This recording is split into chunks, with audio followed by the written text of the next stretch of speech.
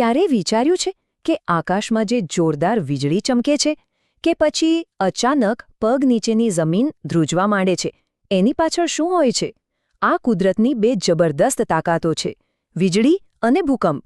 તો ચાલો આજે આપણે આ બંને શક્તિઓ પાછળ છુપાયેલા વિજ્ઞાનને એકદમ સરળ ભાષામાં સમજીએ. તો સવાલ એ જ છે નહીં કે આકાશમાં એવો તે કેવો ચમકારો થાય છે અને ધરતી કેમ અચાનક ધ્રુજવા લાગે છે? એની પાછળનું રહસ્ય શું છે? આ બધું થાય છે કેવી રીતે? ચાલો આ જ સવાલોના જવાબ શોધવા માટેની આપણી સફર શરૂ કરીએ. તો સૌથી પહેલાં આપણે વાત કરીશું વીજળીની. અને આની શરૂઆત આપણે કરીશું એકદમ નાના, એકદમ પાયાના સિદ્ધાંતથી, એટલે કે વીજભારથી. આ બધું છે ને એક નાનકડા તણખાથી શરૂ થાય છે. યાદ છે આપણે સ્કૂલમાં પેનને માથામાં ઘસીને કે પછી કોઈ પ્લાસ્ટિક સાથે ઘસીને કાગળના ટુકડા ઊંચકતા હતા? બસ એ જ. જ્યારે પેનને પોલિથીન સાથે ઘસવામાં આવે છે ત્યારે એમાં એક જાતનું ઇલેક્ટ્રિક ચાર્જ એટલે કે વીજભાર પેદા થાય છે અને આ જ વીજભાર કાગળના નાના ટુકડાઓને પોતાની તરફ ખેંચે છે. આ જ છે વીજળીનો પાયો. હવે આ વીજભાર છે ને એના બે પ્રકાર હોય છે. એક છે ધન વીજભાર અને બીજો છે ઋણ વીજભાર. એકદમ સિમ્પલ છે. જ્યારે કોઈ વસ્તુ ઇલેક્ટ્રોન ગુમાવી દે ત્યારે એ પોઝિટિવ એટલે કે ધન વીજભારવાળી બની જાય અને જો કોઈ વસ્તુ ઇલેક્ટ્રોન મેળવે તો એ નેગેટિવ એટલે કે ઋણ વીજભારવાળી બની જાય. બસ આટલી જ વાત છે. આખી વીજળીની રમત આ પ્લસ માઇનસ પર જ ચાલે છે.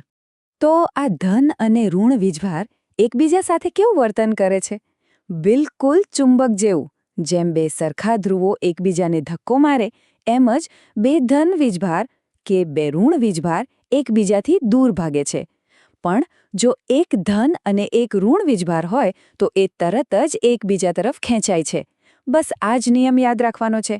વિરોધીઓ આકર્ષાય છે. ઓકે, તો હવે પેલી પેન અને કાગળવાળા પ્રયોગને આપણે આકાશમાં લઈ જઈએ. વિચારો કે વાદળોમાં શું થાય છે? ત્યાં પાણીના અસંખ્ય ટીપાં અને બરફના કણો એકબીજા સાથે સતત ટકરાય છે, ઘસાય છે. આનાથી શું થાય? પેલી પેનની જેમ જ વાદળોમાં પણ જબરદસ્ત વીજભાર પેદા થાય છે. ધીમે ધીમે આખા વાદળમાં ધન અને ઋણ વીજભાર અલગ પડી જાય છે. અને જ્યારે આ ચાર્જનો જથ્થો એટલો બધો વધી જાય કે સહન ન થાય ત્યારે એ એક જોરદાર તણખાના રૂપમાં છૂટો પડે છે. બસ એ જ છે આકાશમાં દેખાતી વીજળી. ચલો, વીજળી કેવી રીતે બને છે એ તો આપણે સમજી ગયા, પણ એનાથી બચવું પણ એટલું જ જરૂરી છે, ખરું ને? તો હવે જોઈએ કે આ શક્તિશાળી વીજળીથી સુરક્ષિત કેવી રીતે રહેવાય. આમાં સૌથી મહત્વનો કોન્સેપ્ટ છે અર્થિંગ. અર્થિંગ એટલે શું? સાવ સાદી ભાષામાં કહીએ તો કોઈ પણ વધારાના ઇલેક્ટ્રિક ચાર્જને સુરક્ષિત રીતે જમીનમાં ઉતારી દેવો. આપણી પૃથ્વી છે ને એ વીજળીનો એક વિશાળ સમુદ્ર છે. એ ગમે તેટલો ચાર્જ પોતાની અંદર સમાવી શકે છે. એટલે જ આપણા ઘરમાં જે ઇલેક્ટ્રિક ઉપકરણો હોય છે એમાં પણ સેફટી માટે અર્થિંગ વાયર લગાવેલો હોય છે. અને આ જ અર્થિંગના સિદ્ધાંત પર એક ખૂબ જ કામની વસ્તુ બનેલી છે વિદ્યુત રક્ષક, જેને આપણે લાઇટનિંગ રોડ પણ કહીએ છીએ. તમે મોટી બિલ્ડિંગો પર એક ત્રિશૂળ જેવો ધાતુનો સળિયો જોયો હશે. એનું કામ શું છે?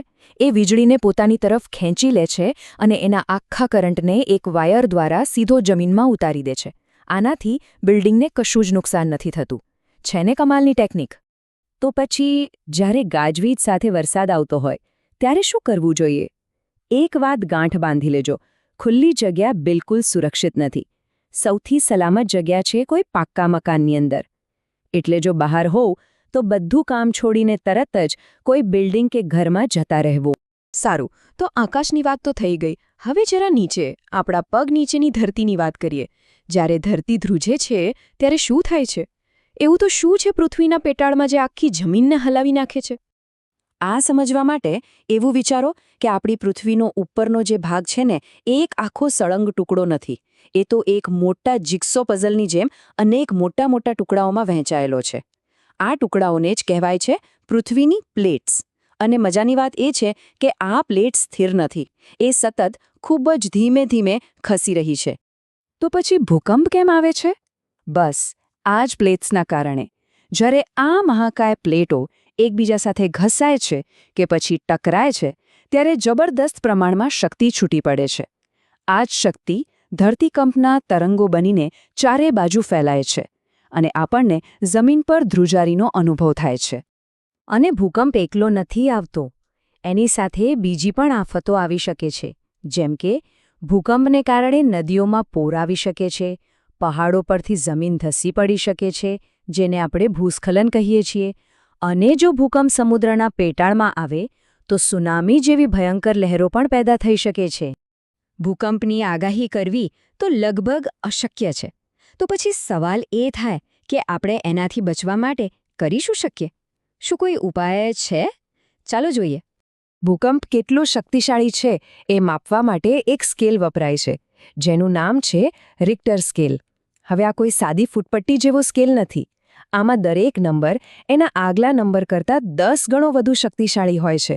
મતલબ કે 5ની તીવ્રતાના ભૂકંપ કરતાં 6ની તીવ્રતાનો ભૂકંપ 10 ગણો, જી હા, 10 ગણો વધારે વિનાશક હોય છે. અને જ્યારે રિક્ટર સ્કેલ પર આ આંકડો 7 કે એનાથી ઉપર જાય ત્યારે એને ખૂબ જ વિનાશક ભૂકંપ ગણવામાં આવે છે. આવો ભૂકંપ મોટા પાયે તબાહી મચાવવાની તાકાત રાખે છે. તો પછી રક્ષણ કેવી રીતે મળે? સૌથી સારો અને અસરકારક ઉપાય છે ભૂકંપ પ્રતિરોધક ઇમારતો બનાવવી. ખાસ કરીને જે વિસ્તારોમાં ભૂકંપનો ખતરો વધારે હોય ત્યાં એવી ટેકનોલોજીથી મકાનો બનાવવા જોઈએ જે ભૂકંપની ધ્રુજારીને સહન કરી શકે અને તૂટી ન પડે. તો આખા વિશ્લેષણ પરથી એક વાત તો સ્પષ્ટ છે. વિજ્ઞાન આપણને કુદરતની આ જબરદસ્ત તાકાતને સમજવામાં ચોક્કસ મદદ કરે છે. પણ શું માત્ર સમજવું પૂરતું છે? આપણને ખબર છે કે વીજળી અને ભૂકંપ કેવી રીતે કામ કરે છે, પણ શું આપણે એના માટે હંમેશા તૈયાર હોઈએ છીએ? આ સવાલ આપણી તૈયારી પર છે, અને એનો જવાબ આપણે સૌએ વિચારવાનો છે.